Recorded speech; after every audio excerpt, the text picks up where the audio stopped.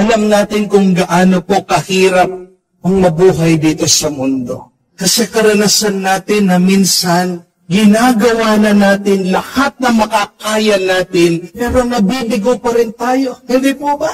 O minsan, wala ka naman talagang ginagawang masama sa isang tao, pero bakit kinamumuhian ka niya? Bakit sinisiraan ka ng taong iyan?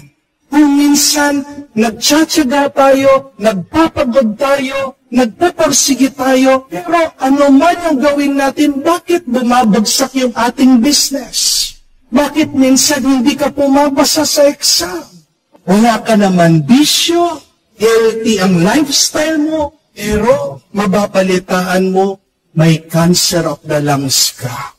Yan ang malungkot na katotohanan, na minsan, kahit na naging mabuti ka at tapat sa mundong ito, hindi ka gagantimpala. Dahil ang gantimpala ay hindi manggagaling sa mundong ito. Ang gantimpala ay manggagaling sa Diyos. Always desire for heaven.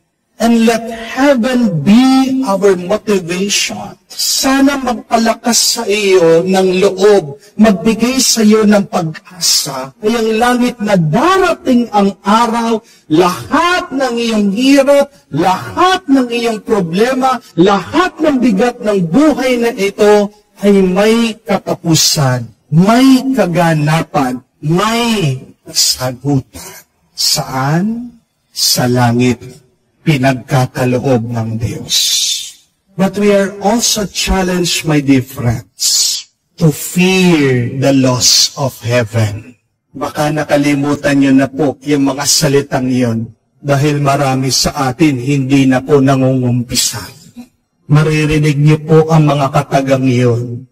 Dinadasal nyo po yung act of contrition. Hindi po ba? That we should fear the loss of heaven and fear the pains of hell. Magandang motibasyon ang langit, pero mas magandang motibasyon din ang impyerno. Dahil minsan ang tao, kailangan mo siyang takutin para matauhan siya at umpisahan niyang gawin yung mabuti, yung tama at maganda. Hindi po ba? Meron po akong kakilala, napakataba, ilang beses na po sinubukan na magpakapayat. Pero ang hirap po nagda-diet. Di po ba? Ang hirap po maging disiplinado. Time and time again, nabibigo po failure sa kanyang pagpapakapayat. Hanggang nung minsan, nakita ko po, nag-slim down, naging sexy. Bilib na bilib po ako. Tinatanong ko, ano ang ginawa? Bakit po nagkaroon na ng lakas ng loob? Bakit nagsipag na maging healthy? Alam niyo po, sabi niya, natakot. Bakit? May sakit diabetes. Sinabi po ng doktor, kung hindi ka papayat, mamamatay ka. Hindi po ba fear is one of the greatest motivation? Kaya nga tanong natin, natatakot pa rin ba tayo na mapunta sa impyerno? Dalawa lang naman po ang pupuntahan natin pagkatapos ng buhay na ito. Langit o impyerno. Pero ano ang ginagawa ng demonyo? Napakatalino po niya.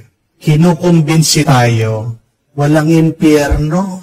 Pag nakalimutan mo na may impyerno pala, di ba? Wala ka ng kontrol sa sarili mo.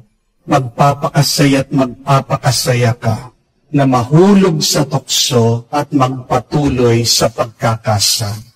Ang impyerno ay nandiyan para matakot tayo at paalaala na hindi naman tayo ginawa ng Diyos para sa impyerno, para tayo sa langit.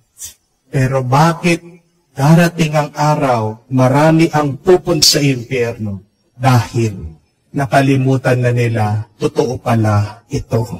Dahil nakalimutan na nilang matakot.